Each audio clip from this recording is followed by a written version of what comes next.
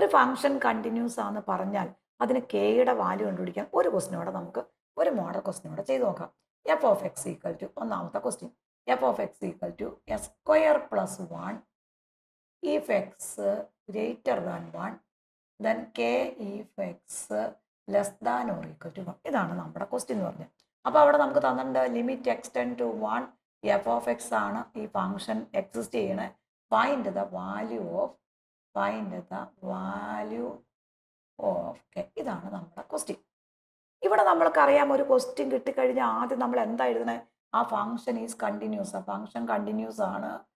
ചില ക്വസ്റ്റ്യൻ നമുക്കത് എക്സിസ്റ്റ് ചെയ്യുന്നതായിരിക്കും തരണേ കേട്ടോ. ദ ഫംഗ്ഷൻ ഇപ്പം നമ്മൾ കണ്ടിന്യൂസ് ആണെന്ന് എഴുതിയിട്ട് ചെയ്ത് കഴിഞ്ഞാൽ ഒരു കുഴപ്പമില്ല, ഫുൾ മാർക്ക് കിട്ടും അവിടെ. Continuous at X equal to 1. X equal to 1-നകത്ത് ആ ഫംഗ്ഷൻ കണ്ടിന്യൂസ് ആണ്.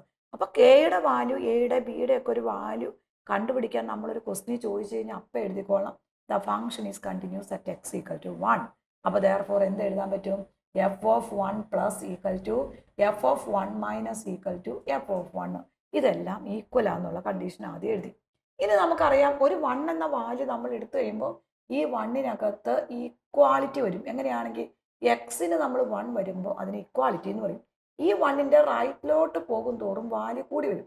അത് പോസിറ്റീവ് ആയിരിക്കും. ഇത് റൈറ്റ് ഹാൻഡ് ലിമിറ്റ് എന്നാണ് നമ്മൾ പറയുന്നത്. ഈ ലെഫ്റ്റിലോട്ട് പോകും തോറും വാല്യൂ കുറഞ്ഞു വരും. അപ്പോൾ നമ്മൾ അതിനെ എന്ത് പറയും വെച്ചാൽ ലെഫ്റ്റ് ഹാൻഡ് ലിമിറ്റ് എന്ന് പറയും. ഇത് നെഗറ്റീവ് ആയിരിക്കും, ഇത് പോസിറ്റീവ് ആയിരിക്കും. അപ്പോൾ ഇവിടെ നോക്കി, ഇഫ് എക്സ് ഗ്രേറ്റർ ദാൻ 1, ഈ 1-നേക്കാൾ കൂടുതലാന്ന് പറയുമ്പോൾ റൈറ്റ് ഹാൻഡ് ലിമിറ്റ് ആണ്. അതിൻ്റെ ഫംഗ്ഷൻ അപ്പോൾ എഴുതി എസ് സ്ക്വയർ പ്ലസ് 1 ആണ്. If X less than or equal to 1 എന്ന് പറയുമ്പോൾ അത് ലെഫ്റ്റ് ഹാൻഡ് ലിമിറ്റ് ആണ്. അതിനിവിടെ നമുക്ക് തന്നേക്കണ വാല്യൂ എന്താണ്? കെ ആണ്. അപ്പോൾ നമുക്കറിയാം ഒരു ഫംഗ്ഷൻ കണ്ടിന്യൂസ് ആണെങ്കിൽ ഇതെല്ലാം ഈക്വൽ ആണെന്ന് നമുക്കറിയാം. ഇവിടെ ഒറ്റയ്ക്ക് നിൽക്കുന്ന ഫംഗ്ഷൻ നമ്മൾ കണ്ടുപിടിച്ചേ പറ്റുള്ളൂ. അപ്പോൾ നമ്മൾ ആദ്യം എഫ് ഓഫ് എ പ്ലസ് എടുത്തു. എഫ് ഓഫ് എ പ്ലസിൻ്റെ ഫോർമുല എന്താ? Limit X tends to a plus f of X ആണ് നമ്മുടെ ക്വസ്റ്റ്യൻ. അപ്പോൾ എഫ് ഓഫ് എയുടെ സ്ഥാനത്ത് എന്ത് കൊടുക്കും? 1 പ്ലസ് കൊടുക്കും. 1 plus equal to limit X tends to 1 plus. ഇവിടെ ഇതിന് കറസ്പോണ്ടിങ് ആയിട്ട് എക്സ് റൈറ്റിലോട്ട് പോകുമ്പോൾ റൈറ്റ് ഹാൻഡ് ലിമിറ്റിന് നമുക്ക് തന്നേക്കണ വാല്യൂ ഏതാ? എസ് സ്ക്വയർ പ്ലസ് 1 അല്ലേ? ആ എസ് സ്ക്വയർ പ്ലസ് 1 ഇവിടെ അങ്ങനെ തന്നെ കൊടുക്കണം. അപ്പോൾ ഇവിടെ എന്ത് വരും മക്കളെ? എസ് സ്ക്വയർ പ്ലസ് 1 കൊടുത്തു.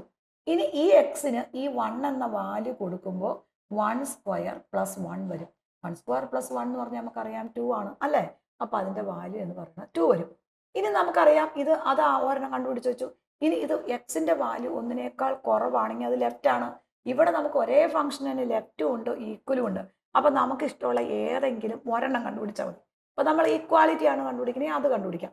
അപ്പോൾ നമുക്കിവിടെ ഈക്വൽ എഴുതാം. അപ്പോൾ എഫ് ഓഫ് എയുടെ ഫോർമുല തന്നെ നമ്മൾ പഠിച്ചേക്കണേ limit X tends to A F of X ആണ്. അപ്പോൾ നമ്മൾ limit X tends to A F of X കൊടുത്തു.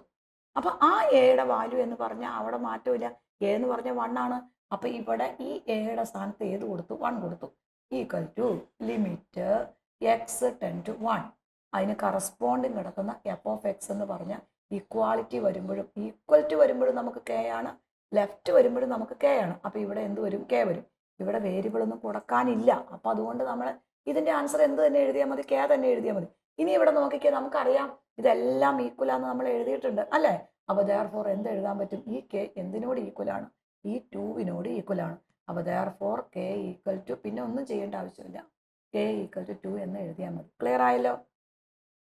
അപ്പോൾ നെക്സ്റ്റ് വീഡിയോയുമായി നെക്സ്റ്റ് ഡേ. Thank you.